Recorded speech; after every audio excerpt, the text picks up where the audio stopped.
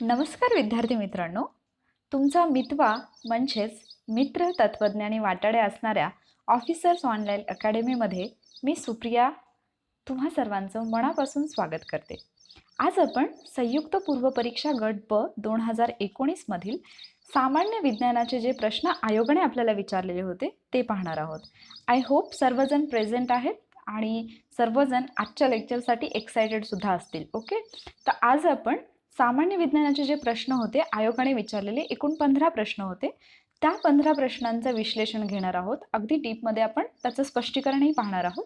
आणि एक गोष्ट, रोज रात्री आपण 9 वाजता लाईव्ह भेटत असतो, त्यामुळे जे कोणी तुमचे फ्रेंड्स ज्यांना माहीत नसेल की लेक्चर कधी असतं तर त्यांनी ही गोष्ट नोट डाऊन करून ठेवा की रोज रात्री 9 वाजता मी म्हणजे सुप्रिया मॅम तुमच्यासोबत लाईव्ह येतात आणि आपण प्रत्येक सब्जेक्टची जी रिव्हिजन आहे ती व्यवस्थितपणे कंप्लीट करत आहोत. ओके, चला तर मग आजच्या लेक्चरला आपण सुरुवात करूया. आजच्या लेक्चरमधला पहिला प्रश्न आहे, पावसाळ्यात आकाशात दिसणारे सुंदर सप्तरंगी इंद्रधनुष्य खालीलपैकी कोणत्या नैसर्गिक घटनांचा परिणाम आहे? आणि त्याचे ऑप्शन आहेत ए अपवर्तन, बी अपस्करण, सी अंतर्गत परावर्तन, डी बाह्य परावर्तन. पुन्हा खाली दिलेला आहे, खालीलपैकी योग्य पर्याय निवडा. म्हणजे सब ऑप्शन आहेत ए आणि बी फक्त, ए बी सी फक्त, ए बी सी आणि डी आणि ए बी डी. आता याच्यापैकी योग्य पर्याय कोणता आहे तो आपल्याला ओळखायचा आहे. म्हणजे बरोबर जो उत्तराचा पर्याय आहे तो आपल्याला निवडायचा आहे. पावसाळ्यात तुम्ही सर्वांनीच इंद्रधनुष्य पाहिलं असेल, जे खूप सुंदर दिसतं, सप्तरंगीचं जे इंद्रधनुष्य असतं. मात्र आपण कधी असा विचारच नाही करत की हे इंद्रधनुष्य का निर्माण होत असेल. जर आपण गावाकडे पाहिलं तर जनरली लोक म्हणतात की आता इंद्रधनुष्य दिसलं म्हणजे आता पाऊस गेला, पाऊस पडणार नाही. ओके, किंवा आणखी काही असे बरेच मिथ आपल्याला आढळून येतात. मात्र जर तुम्ही एक MPSC ॲस्पिरंट असाल आणि जर तुम्हाला एक ऑफिसर बनायचं असेल तर तुमच्या आजूबाजूला घडणाऱ्या प्रत्येक गोष्टीकडे तुम्ही एका वेगळ्या दृष्टीने पाहणं अपेक्षित असतं. म्हणजे आजूबाजूला तुमच्या कोणतीही गोष्ट घडली तरी तिथे तुम्हाला तुमचा अभ्यास शोधता आला पाहिजे. सो इंद्रधनुष्य कशामुळे निर्माण होत असेल किंवा कशामुळे ते 7 रंग आपल्याला दिसत असतील याचा आपण जर विचार केला तर त्याच्या पाठीमागे महत्त्वाची 3 कारणं आहेत. ती म्हणजे प्रकाशाचं अपवर्तन, त्यानंतर प्रकाशाचे अपस्करण आणि प्रकाशाचे अंतर्गत परावर्तन. म्हणजेच या प्रश्नाचं बरोबर उत्तर आहे पर्याय क्रमांक 2, ए बी आणि सी फक्त. ओके, बाह्य परावर्तनामुळे नाही तर अपवर्तन, अपस्करण आणि अंतर्गत परावर्तनामुळे इंद्रधनुष्याची निर्मिती होते. आता हे काय असतं अपवर्तन किंवा अपस्करण म्हणजे काय असतं तर त्या गोष्टी आपण पाहणार आहोत. प्रकाशाचे अपवर्तन म्हणजे काय? ज्यावेळेला प्रकाश एका माध्यमातून दुसऱ्या माध्यमामध्ये प्रवेश करत असतो त्यावेळेला त्या प्रकाशाचा वेग बदलत असतो आणि वेग बदलल्यामुळे प्रकाशाची दिशा सुद्धा बदलत असते. म्हणजे जर तुम्ही या पिक्चरमध्ये पाहिलं तर तुमच्या लक्षात येईल की इथे एक प्रकाश किरण हवेतून आलेला आहे आणि नंतर तो एका काचेमध्ये प्रवेश करतो. सो ज्यावेळेला तो काचेमध्ये प्रवेश करतो त्यावेळेला अर्थातच त्याचा वेग बदलतो आणि वेग बदलल्यामुळे दिशाही बदलली जाते. तर याला म्हटलं जातं प्रकाशाचं अपवर्तन. जर तुम्ही कधी ट्राय केलं असेल तर तुम्ही एखाद्या ग्लासमध्ये किंवा एखाद्या पाण्याच्या भांड्यामध्ये जर तुम्ही पेन्सिल किंवा एखादी छोटीशी काठी जर उभी केली तर ती तुम्हाला अर्ध्यातून वाकडी झाल्यासारखी दिसते, जसं की तुम्हाला या पिक्चरमध्ये दिसत असेल. ओके, इथे एक ब्रश ठेवलेला आहे ग्लासमध्ये आणि तो आपल्याला अर्ध्यातून असा तुटल्याप्रमाणे जाणवतो. त्याचं रिझन काय असतं तर प्रकाशाचं अपवर्तन. ओके, त्यानंतर दुसरं जे रिझन होतं प्रकाशाचं अपस्करण.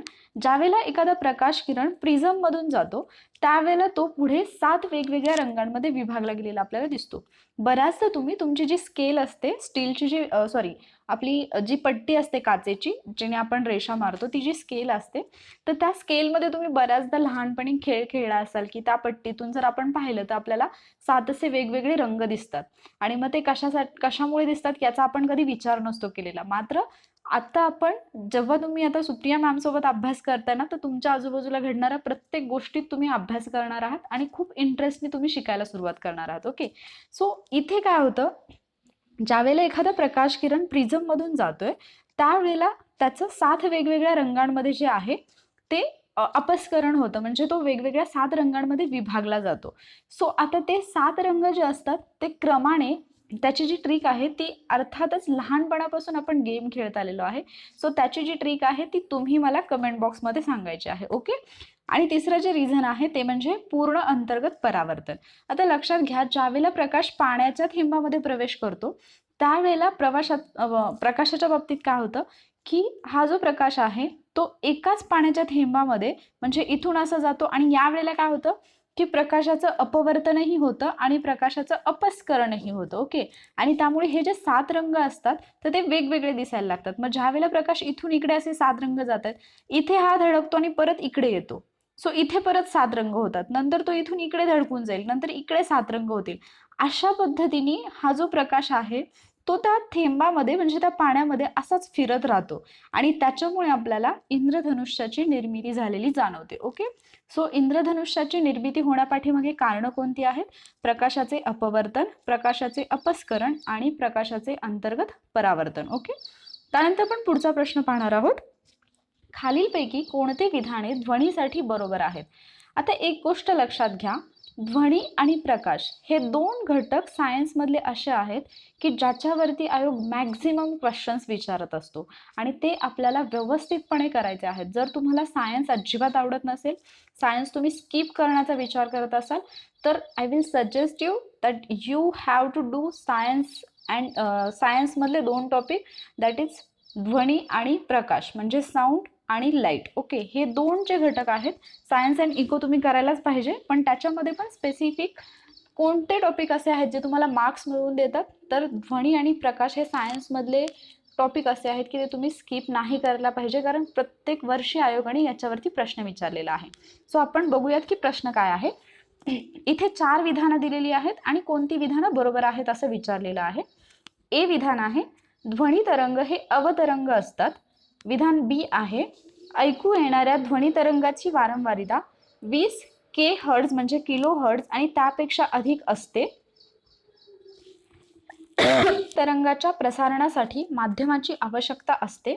आणि डी, अनियतकालिक ध्वनी तरंगांना गोंधळ असे म्हटले जाते.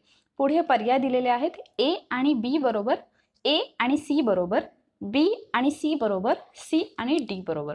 आता लक्षात घ्या, ज्यावेळेला आपण ध्वनीबद्दल अभ्यास करतोय त्यावेळेला अशाच प्रकारचे क्वेश्चन्स आपण एक्सपेक्ट करू शकतो. ओके. सो इथे ध्वनी जे आहेत ते अवतरंग नसतात, तर ते अणुतरंग असतात. मग अवतरंग आणि अणुतरंगामध्ये फरक काय आहे? तर लक्षात घ्या की प्रकाश जो असतो, प्रकाश तो अवतरंगाचं एक उदाहरण आहे, म्हणजे ज्याला आपण ट्रान्सव्हर्स वेव्ज म्हणतो, तर त्याचं उदाहरण आहे प्रकाश. आणि ध्वनी जे आहेत त्यांना आपण अणुतरंग म्हणतो. म्हणजे काय, तर ज्यावेळेला प्रकाशाचं वहन होत असतं तर ते या मार्गाने या पद्धतीने होत असतं, मात्र ध्वनी जे असतात ते तरंगांच्या माध्यमामध्ये पुढे जातात. म्हणजे तुम्ही जर एखादं फॉर एक्झाम्पल तुम्ही कधी तुमच्या कॉलेजच्या बाहेर किंवा एखाद्या मैदानामध्ये अशी खूप मोठी सायकलची जी रांग असते पार्किंगमध्ये तशी पाहिली असेल, त्याच्यामध्ये जर आपण पहिल्या सायकलला जर धक्का दिला तर त्या सायकलमुळे सरळ सगळ्या सायकल ज्या आहेत त्या पडत जातात खाली. ओके. सो या पद्धतीने जो प्रवास होतो तो ध्वनीचा प्रवास होतो आणि त्याला अणुतरंग असं म्हणतात. आय होप की हे सायकलचं उदाहरण तुम्हाला खूप छान पद्धतीने समजलं असेल. आता इथे बी विधान जे आहे, म्हणजे ए विधान चुकीचे, बी विधान जे दिलेलं आहे ते दिले, ऐकू येणाऱ्या ध्वनी तरंगाची वारंवारिता 20 किलो हर्ट्ज आणि त्यापेक्षा अधिक असते. तर हे विधानही चुकीचं आहे, कारण मानवाला जे ऐकू येणारे ध्वनी असतात तर त्यांची जी वारंवारिता आहे ती 20 हर्ट्ज पासून अधिक आहे. 20 हर्ट्ज ते 20,000 हर्ट्ज, म्हणजे हे जे आहे ती अधिकची जी लिमिट आहे, मॅक्झिमम लिमिट काय आहे तर 20 किलो हर्ट्ज. ओके. आणि लहान मुलं जे असतात म्हणजे अगदी 5 वर्षापर्यंतची जी मुलं असतात ते अगदी 25,000 हर्ट्ज पर्यंतचा आवाज ऐकू शकतात. ही गोष्टही लक्षात ठेवा, कारण एखादा एक्सेप्शनल म्हणजे जो अपवाद असतो तर असे प्रश्नही आयोग बऱ्याचदा विचारत असतो. त्यानंतर विधान सी आहे, ध्वनी तरंगाच्या प्रसारणासाठी माध्यमाची आवश्यकता असते. आता हे विधान बरोबर आहे, माध्यमाशिवाय ध्वनी प्रसारण होत नाही. पण प्रकाशाच्या बाबतीत मात्र तसं नाही, प्रकाश हा निर्वातातही प्रवेश करू शकतो. आता ध्वनीच्या प्रसारणासाठी माध्यमाची आवश्यकता का असेल, कारण मी जस्ट आता तुम्हाला सायकलचं उदाहरण सांगितलं की एका सायकलला धक्का दिल्यानंतर सर्व सायकल पडत जातात, तसं ज्यावेळेला ध्वनी बाहेर पडतात त्यावेळेला जे म्हणजे जे पार्टिकल्स असतात ते कंप पावतात आणि त्याच्यातून हे ध्वनी तरंग जे असतात ते पुढे जातात. त्यामुळे आपल्याला निर्वातामध्ये आपण ध्वनी ऐकू शकत नाही. मग जर आपण त्याच्यानुसार ध्वनीचा जर वेग पाहिला तर ध्वनीचा सर्वात जास्त वेग हा स्थायूमध्ये असतो. ओके. कारण तिथले कण खूप जवळ जवळ असतात, सो तिथे कंपनही मोठ्या प्रमाणामध्ये होतात. त्यानंतर स्थायूनंतर ज्याचा क्रम लागतो तो म्हणजे द्रव आणि शेवटी वायू. सर्वात कमी ध्वनीचा वेग कुठे असतो तर वायूमध्ये असतो, हेही लक्षात ठेवा. असाही प्रश्न बनू शकतो. आणि चौथं विधान आहे म्हणजे डी विधान, अनियतकालिक ध्वनी तरंगांना गोंधळ असे म्हटले जाते. दॅट इज राईट, की ज्या वेळेला म्हणजे ध्वनी हा एक्झॅक्टली असं वे मध्ये जात नाही, तो त्याला आपण गोंधळ किंवा नॉईज असं म्हणतो. त्यामुळे या प्रश्नाचं बरोबर उत्तर आहे ऑप्शन 4 सी आणि डी बरोबर. ओके, त्यानंतर आपण पुढचा प्रश्न पाहूयात. पुढचा प्रश्न आहे, खालील विधाने विचारात घ्या. पुन्हा एकदा आता हा प्रकाश किरणांवरती प्रश्न आहे. जसं आपण पहिला प्रश्न पाहिला इंद्रधनुष्य, हाही प्रकाश या टॉपिकशी रिलेटेड होता. पुन्हा एकदा प्रकाशाशी रिलेटेड आहे. त्यामुळे मी परत एकदा सांगते की प्रकाश आणि ध्वनी हे टॉपिक तुम्ही व्यवस्थितच करा. आणि जर तुम्हाला प्रकाश आणि ध्वनी हे टॉपिक खूप टफ वाटत असतील, की तुम्ही रीड करताय मात्र परत परत विसरले जातात, फॉर एक्झाम्पल प्रकाश या टॉपिकमध्ये आरसा हा घटक असा आहे की हा एक प्रश्न विचारतो, पण तिथे आपल्याला आरशाचं नाभी अंतर किंवा कुठलं भिंग कधी वापरलं जातं किंवा कुठल्या भिंगाचं नाभी अंतर धन असतं ऋण असतं, असे बरेचसे गोंधळात टाकणारे प्रश्न आपल्या डोक्यामध्ये असतात, आपलं कन्फ्युजन होतं. सो जर तुम्हाला ते टॉपिक टफ जात असतील तर आय विल सजेस्ट यू की तुम्ही warrior officer PSI STI ASO चॅनलला या, तिथे सबस्क्राईब करा. तिथे मी लवकरच ध्वनी आणि प्रकाश किरण ट्रिक्सच्या माध्यमातून घेऊन येणार आहे.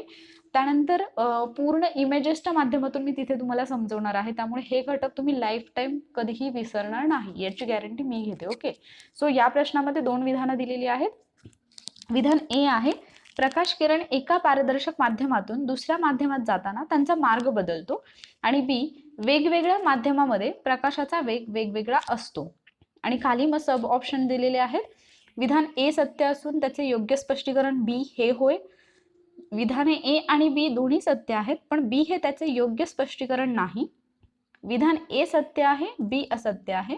विधान ए आणि बी दोन्ही असत्य आहेत. आयोग बऱ्याचदा ह्या टाईपचे प्रश्न विचारतो. इथे आपल्याला जरी दोन्ही विधानं बरोबर आहेत हे माहीत असलं तरी ते कारण आहे किंवा नाही याच्यामध्ये बऱ्याच लोकांचा गोंधळ होतो. आणि बऱ्याचदा तर असाही प्रश्न येतो की ए हे बीचं कारण आहे आणि बी हे एचं कारण आहे, असे दोन्ही ऑप्शन असतात. सो तिथे आपल्याला कारण कोणतं आहे आणि विधान कोणतं आहे हे लक्षात येणं फार गरजेचं आहे. सो या प्रश्नाचं उत्तर जे आहे म्हणजे इथे ए आणि बी दोन्ही विधानं बरोबर आहेत आणि विधान ए सत्य असून बी जे आहे ते त्याचं योग्य स्पष्टीकरण आहे. जस्ट आत्ता आपण पाहिलं होतं की ज्यावेळेला प्रकाश किरण एका पारदर्शक माध्यमातून दुसऱ्या माध्यमात जातो त्यावेळेला त्याचा मार्ग बदलतो आणि त्याचं रिझन काय होतं तर प्रकाशाचा वेग हा वेगवेगळ्या माध्यमांमध्ये वेगवेगळा असतो आणि त्यालाच आपण प्रकाशाचे अपवर्तन असं म्हटलं होतं. सो ते आपण पहिल्या प्रश्नामध्ये पाहिलेलं आहे. त्यानंतर पुढचा प्रश्न आहे, अणूच्या तिसऱ्या कक्षेत जास्तीत जास्त किती इलेक्ट्रॉन असू शकतात? ऑप्शन 1 आहे 3, ऑप्शन 2 18, ऑप्शन 3 8 आणि ऑप्शन 4 32. आता या प्रश्नाचं जे उत्तर आहे ते काढण्यासाठी आपण थोडीशी माहिती पाहूयात. तर मूलद्रव्य जे असतात तर त्यांचं इलेक्ट्रॉन संरूपण पाहताना नील्स बोर हे जे शास्त्रज्ञ होते त्यांनी काय केलं होतं तर त्यांनी एक सिद्धांत मांडला होता आणि त्यांच्या सिद्धांतानुसार इलेक्ट्रॉन हे स्थिर अशा कक्षांमध्येच परिभ्रमण करतात. म्हणजे एखाद्या अणूमध्ये जेवढे इलेक्ट्रॉन असतील तर ते फिक्स अशा त्यांच्या कक्षा असतात, त्या कक्षेच्या बाहेर ते जात नाहीत. सो अणूच्या केंद्रकाच्या सर्वात जवळची कक्षा म्हणजे पहिली, त्यानंतर पुढची म्हणजे दुसरी, अशा पद्धतीने. म्हणजे जर तुम्ही एक सर्कल ड्रॉ केलं तर ही असेल पहिली कक्षा, त्यानंतर पुढे दुसरी कक्षा, त्यानंतर पुढे तिसरी कक्षा, या पद्धतीने. ओके, सो या कक्षांना म्हणजे पहिली कक्षा जी आहे ती के, त्यानंतर दुसरी जी आहे ती एल, म्हणजे इथे के, त्यानंतर इथे एल, त्यानंतर इथे एम, याच्यानंतर जी येणारी असेल ती एन, या पद्धतीने या कक्षांना नावं दिली जातात. आता आपल्याला प्रश्नामध्ये विचारलेलं आहे की अणूच्या तिसऱ्या कक्षेमध्ये किती इलेक्ट्रॉन असू शकतात. ज्यावेळेला ही संख्या काढायची असते तर आपल्याला कक्षेचा क्रमांक जो आहे म्हणजे 2नी कक्षेच्या क्रमांकाला गुणायचा आहे आणि त्याचं स्क्वेअर करायचं आहे. ओके, सो आपल्याला तिसरी कक्षा विचारली, मग आपण काय करणार 2 गुणिले 3 आणि त्याचा वर्ग म्हणजे 3चा स्क्वेअर जो असेल तो, आणि मग किती येईल 2 गुणिले 9 बरोबर 2 गुणिले 9 बरोबर 18.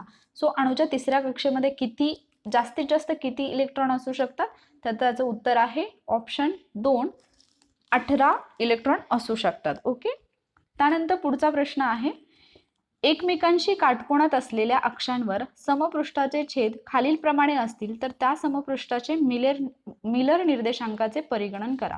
आता हा असा प्रश्न आहे की तुम्ही खूप सगळे बुक्स आय थिंक म्हणजे ज्यांनी कोणी 2019च्या पेपरचा ॲनालिसिस करायला घेतला असेल त्यांनी खूप सगळे बुक्स शोधले असतील, खूप सगळे व्हिडिओ लेक्चर शोधले असतील, पण याचं एक्सप्लेनेशन हे कोणत्याही व्हिडिओ लेक्चरमध्ये मिळालं नसेल. म्हणजे ॲटलिस्ट जे तुम्ही MPSCचे एक्सप्लेनेशनचे व्हिडिओज पाहता त्याच्यामध्ये तरी नाहीच नाही. ओके, कारण मिलर निर्देशांक हा थोडासा क्रिटिकल असणारा पार्ट आहे. सो बऱ्याच व्हिडिओजमध्ये ज्या लोकांनी एक्सप्लेनेशनची सिरीज आणलेली आहे त्या लोकांनी हा प्रश्न जो आहे तो स्किप केलेला आहे.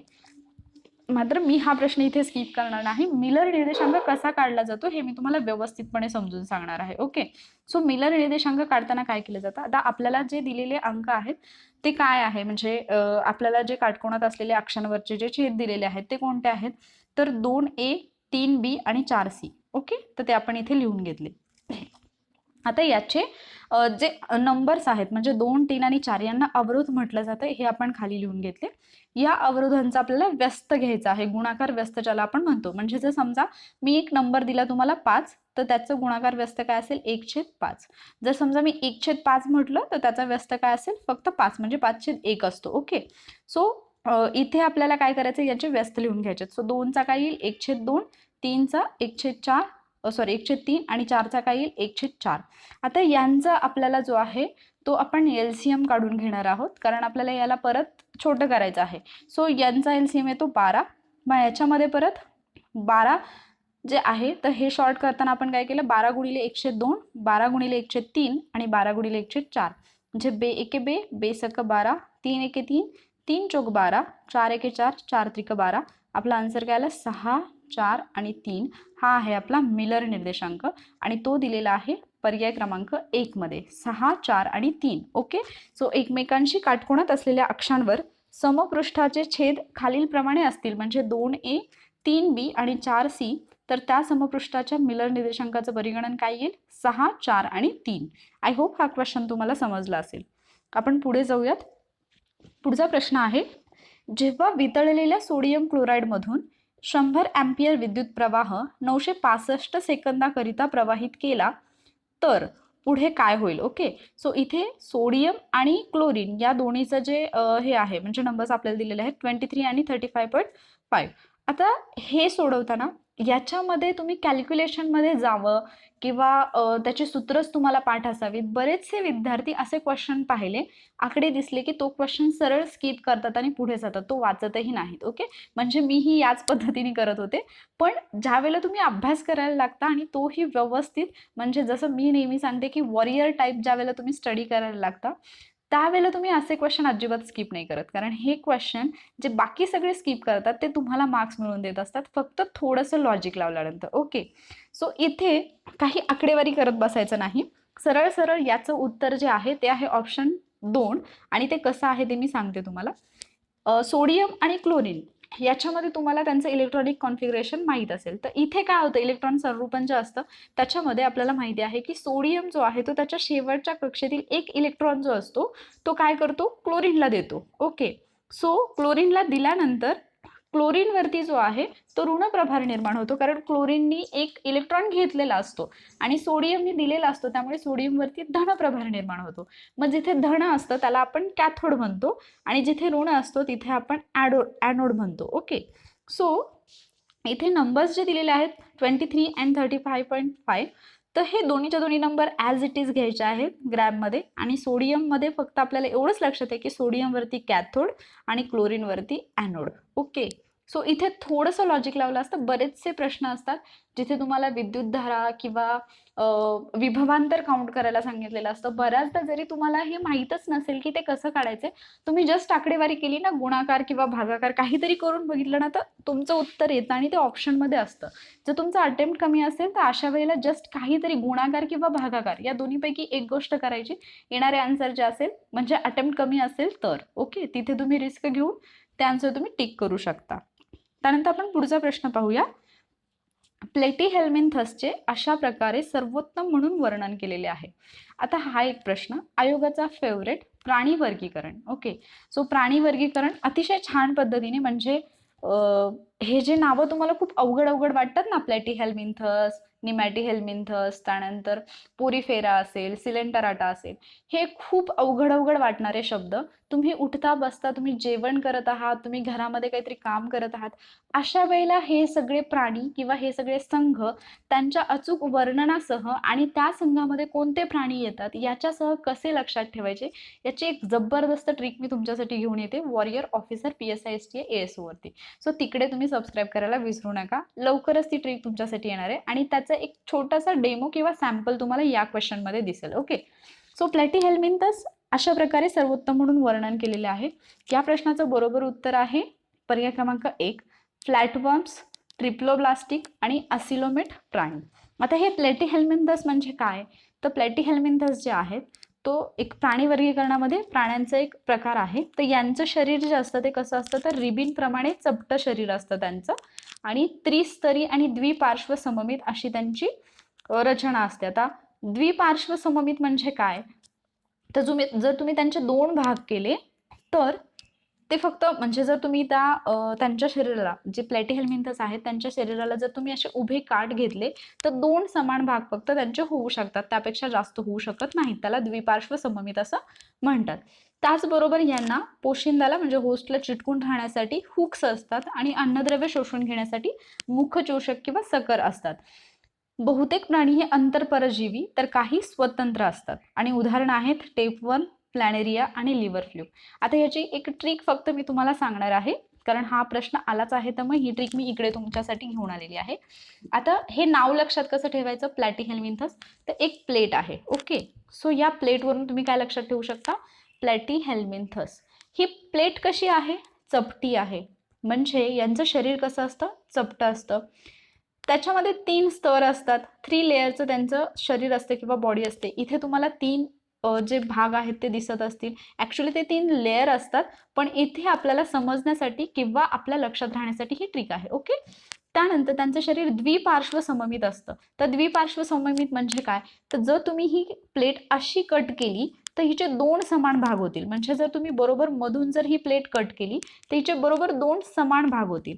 पण जर तुम्ही अशी कट केली तर 2 समान भाग होत आहेत का, नाही, कारण इकडे एक खड्डा आहे आणि इकडे एक खड्डा आहे. ओके, सो फक्त एकाच वेळेला तुम्ही म्हणजे एकाच ठिकाणावरून छेद घेऊन तुम्ही काय करू शकता, याचे समान भाग करू शकतात. असे जरी केले तरी समान भाग नाही होणार, तुम्ही कसंही कट करा समान भाग नाही होणार, फक्त एकाच ठिकाणावरून कट केल्यानंतर तिचे समान भाग होणार आहेत. सो यांचं शरीर म्हणजे या प्लेटचं शरीर कसं आहे, द्विपार्श्व सममित. त्यानंतर पोशिंदाला चिटकून राहण्यासाठी अधरचोषक आणि अन्नद्रव्य शोषून घेण्यासाठी मुखचोषक. आता जस्ट इमॅजिन करा की ही जी प्लेट आहे तर तिला या बाजूला आणि या बाजूला पकडण्यासाठी हुक्स केलेले आहेत. ओके, सो पोशिंदाला चिटकून राहण्यासाठी या प्लेटला काय आहेत, हुक्स आहेत.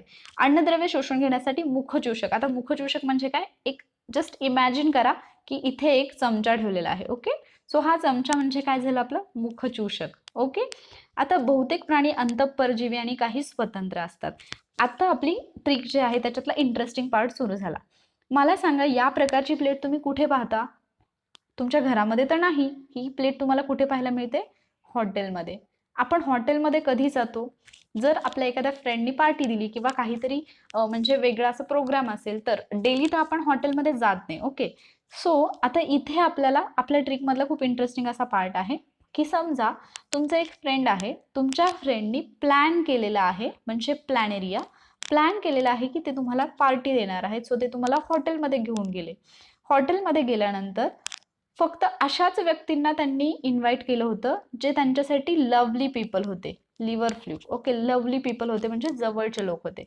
सो त्यांनी तिथे गेल्यानंतर या सगळ्या लवली पीपलला बोर होऊ नये म्हणून तिथे एक टेप प्ले केला, म्हणजे गाणी जे असतात तर गाणी त्यांनी प्ले केली. कशावरती, टेपवरती. सो प्लॅन केला लवली लोकांना हॉटेलमध्ये घेऊन जाण्यासाठी आणि तिथे गेल्यानंतर टेप प्ले केला. तिथे हॉटेलमध्ये तुम्हाला एक प्लेट मिळाली जी की चपटी होती, तिला 3 लेयर होते आणि ती द्विपार्श्व सममित होती, म्हणजे ती एका ठिकाणावरूनच काट केल्यानंतर तिचे 2 भाग होत होते. त्या प्लेटला आपल्याला चिटकून राहण्यासाठी 2 हुक्स होते, ज्यांना की आपण अधरचोषक म्हणतो, आणि त्याच्यामध्ये अन्नद्रव्य शोषून घेण्यासाठी मुखचषक म्हणजे एक स्पून होता किंवा चमचा होता. आता याच्यामधले काही प्राणी अंतःपरजीवी आणि काही स्वतंत्र राहतात म्हणजे काय, तर ज्या फ्रेंडनी तुम्हाला पार्टी दिली तो फ्रेंड तुमचा कसा असेल, स्वतंत्र असेल, त्याच्याकडे खूप पैसे आहेत म्हणून त्या फ्रेंडनी तुम्हाला पार्टी दिली. आणि जे बाकीचे आहात तुम्ही सगळे जे त्यांच्यासोबत जेवायला गेले ते अंतःपरजीवी, म्हणजे तुम्ही दुसऱ्यावरती अवलंबून आहात. ओके, सो संघ प्लॅटिहेल्मिंथस आय थिंक लाईफ टाईम तुम्ही कधीच नाही विसरणार. आणि ह्यालाच मी म्हणते की वॉरियर टाईप स्टडी किंवा वॉरियर मेथड ऑफ स्टडी. जर वॉरियर मेथडनी अभ्यास केला तुम्ही तर तुम्ही लाईफ टाईम कधी नाही विसरणार. अगदी अवघड वाटणारे टॉपिक ज्याच्यामध्ये मुलं कधीही म्हणजे ते प्रश्न सरळ सरळ वाचण्याआधीच स्किप करतात असे क्वेश्चनही तुम्ही सॉल्व्ह कराल जर तुम्ही वॉरियर मेथडनी स्टडी केला तर.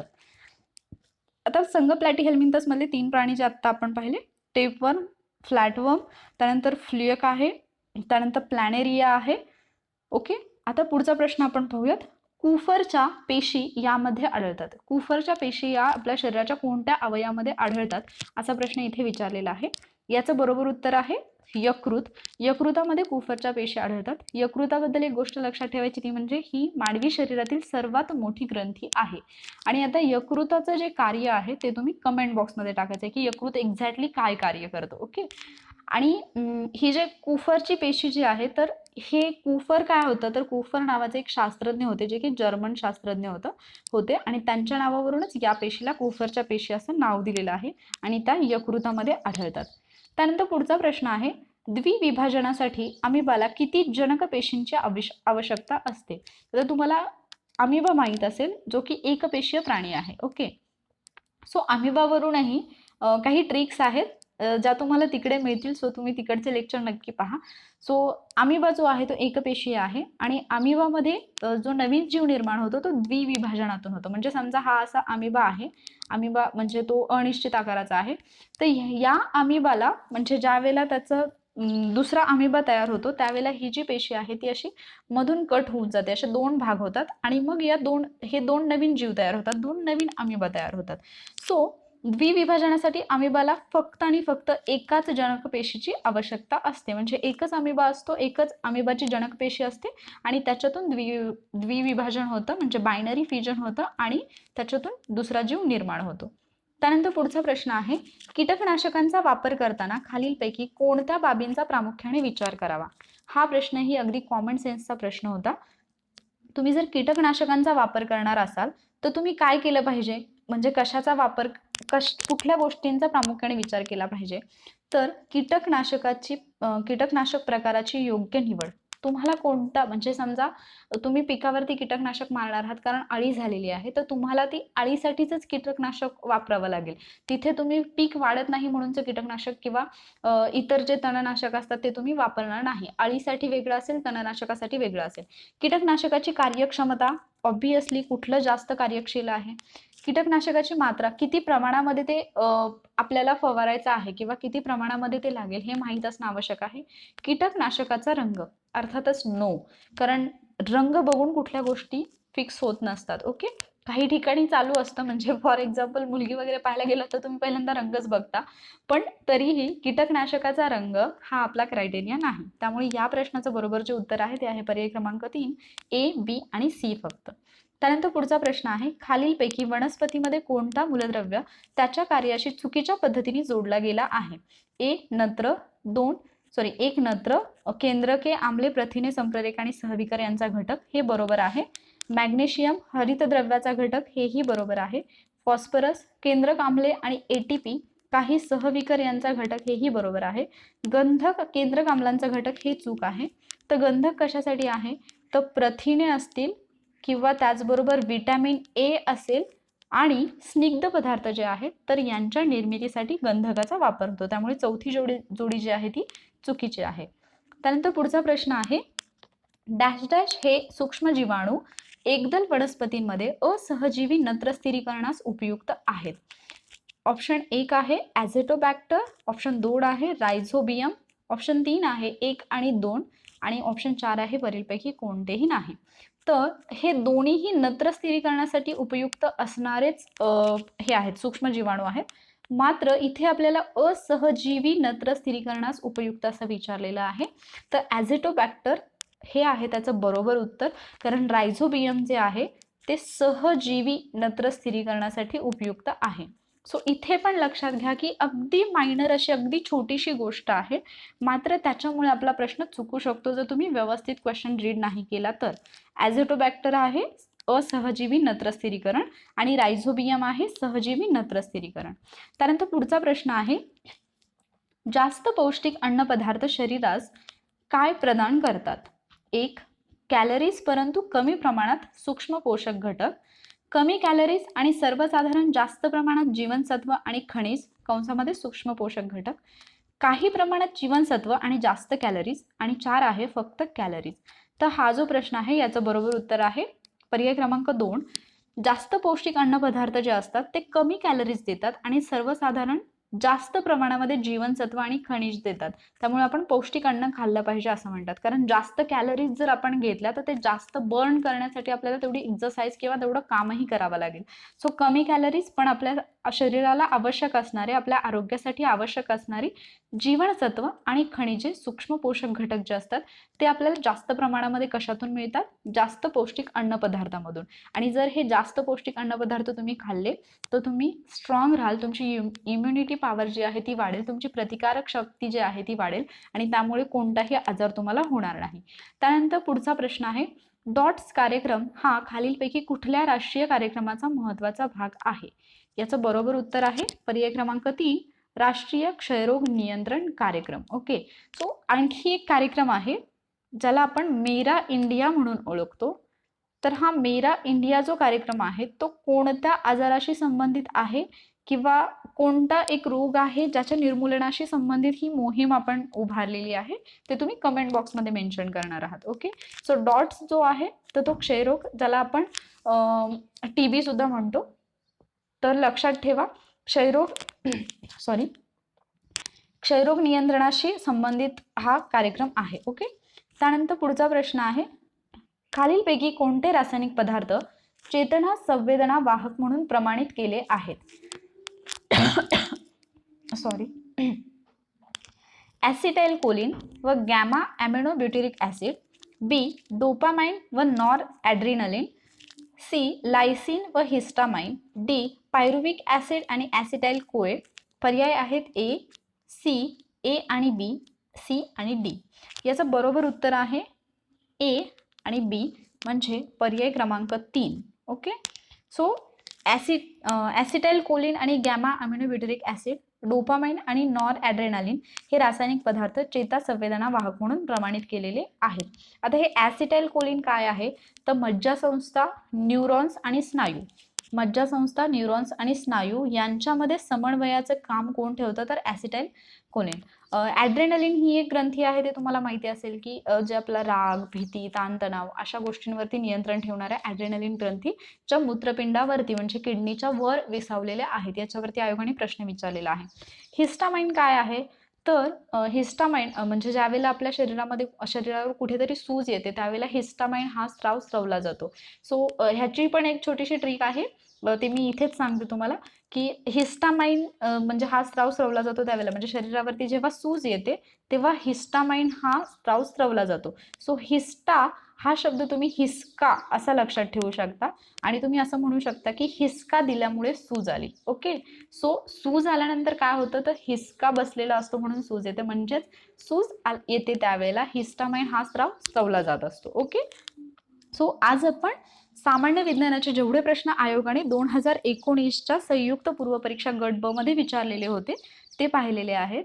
आता आपले उरलेले आहेत फक्त गणित आणि बुद्धिमत्ताचे प्रश्न, तर ते पण आपण लवकरच घेणार आहोत.